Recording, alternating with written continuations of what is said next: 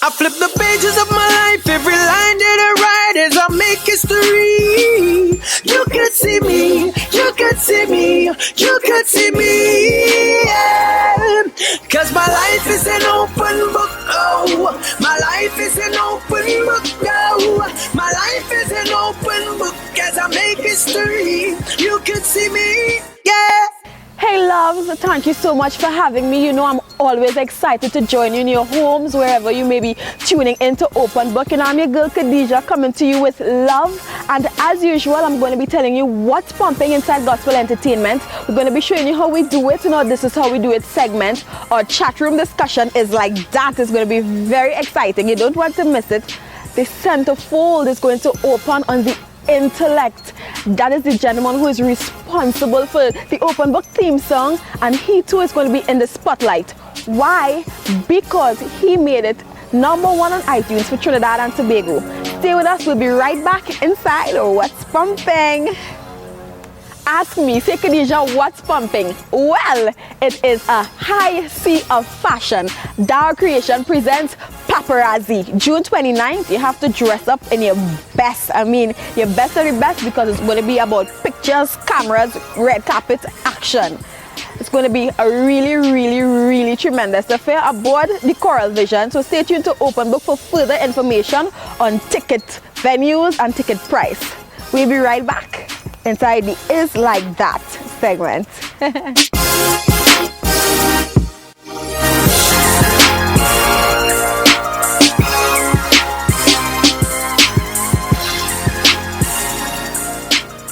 Hashtag Is Like That. Welcome back to Open Book, guys. Right now on Synergy TV Connect is the big band all the way from Antigua. You know, the #1 gospel band, Synergy. How coincidental. Hey guys, how y'all doing? How y'all enjoying Trinidad? It's quite fun. Love it over here. Good. Yeah. So I asked Liz Roy. Okay, let me introduce everybody. This is Samantha, and this is Liz Roy, and this is, I forgot your name. Sorry, Stan, and Robin. Now, they perform, or they are the support band for Showing Gardner. And I mean, we have good musicians here, but for Showing to have musicians that are outside of Trinidad means they must be real good. And you will get a clip of them, and you're bound to must I have to. So guys, as musicians, the topic we're discussing today, you know, is, are you happy with the direction gospel music is taken in the Caribbean? I must say that I am quite impressed with the standard firstly set by Sharon himself, because it's a direction we're going that he pushes us. So it's not a situation where we're laid back and we're just doing what we can, but we're constantly pushed and we're reaching new heights, and it's just the standard that's being raised on a whole. So that's quite impressive. It's like that. Well, what Just you like said? Well, for me, I like the energy that Sherwin brings to us. The energy is real hype, right? And for the young people these days, you gotta have a lot of energy. So the energy that he brings to the stage, the young people, they love it. So it helps us to push more, bringing the gospel to the young people, you know. Plus, I never see a short man jump so high. It's like that. The dude has hops. Yep. But then there's some countries, before I was exposed to Sherwin's ministry, I didn't know about the push that the other countries, the other cultures have. So what about the other countries who don't have the push? That's my Interesting. con in terms of where Christian music is going in the Caribbean. Some of us, we don't have that push. We're not exposed to being out there. It's like you almost only hear two countries. When it's gospel, you only hear Trinidad and Jamaica, and a lot of these smaller islands have a really good product, but don't have the ability, don't have the help, the support, people around them who are able to get their music out. So while some people like Sharon Gardner and other names that we can call from these, islands are pushing and seem to be progressing, there are a lot of other people who don't have that opportunity. Well, that's why we gotta thank God for people like Sherwin.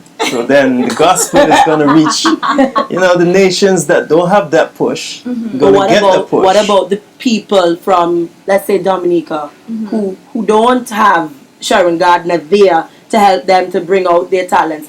How do they, because the question is, how do we see gospel on the Caribbean on a whole? Yeah. So it's beyond Sharon Gardner, it's beyond the names that we hear. It's now an island thing. It's now territory to territory. So it's a little bigger than what we see. You know? Right. And in terms of the style of music, for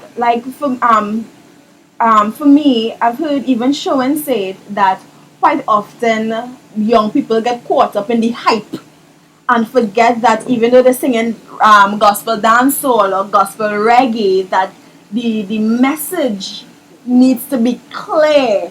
People are supposed to question, even though it's a catchy beat, and it might sound like something in the secular. When they listen to it, all the lyrics have to be clear. How is it? What has your exposure been like with regards to the different styles of gospel music? Well, it brings us back to a meeting we had with Sharon when, before their album launch, he spoke to us. He said there was an interview he saw where the drummer said he doesn't want to be responsible to God for his instrument, whether it's overplaying or underplaying. So it's an art you have to try to perfect, where you give it your all, but you try to do it at a pace or a quality where it's good or great. Well, he also said that he's a man who loves to worship, right? And even though he may have a lot of hype in his songs and all that, the worship, when it comes to the section of worship, he really puts that down, make sure the lyrics, it goes out to the people and it ministers to the people so they get a blessing from it, So. What about you, Robin? Have you produced any singles?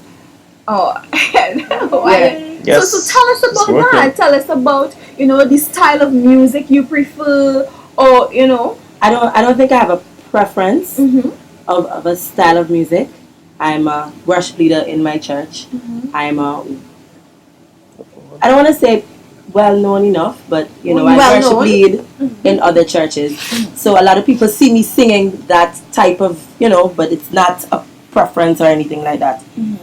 As it relates to your question, getting lost in the hype, I think what happens is it's easy to entertain. Yes. It's easy to excite, Yeah. You say, put up your hands in the air. And everybody put up their hands in the air, But it's really hard sometimes to minister, because a lot of the times when we come to concerts, you want to jump up. Yes. You want to, enjoy. You want to skip. You want to dance.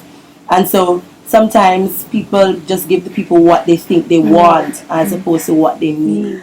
I am basically on the same page with Robin. There are times when you're on the forefront and you just want to get the crowd going, and it's, as she said, there's a difference between ministering and entertainment, and sometimes we get lost in all the hype, quote unquote, but we need to get the message, we need to get the lyrics out to the individual. I've worked with Sharon Gardner for just a few months, maybe a year, just a year. Yeah. And there are times when we practice, and it's all a hype, but then on the day when we have to minister, he might say, "Band, go down," because they need to get the message. They need to hear this verse. Yeah. I think it's we need to get the difference between entertainment and ministry. Yeah.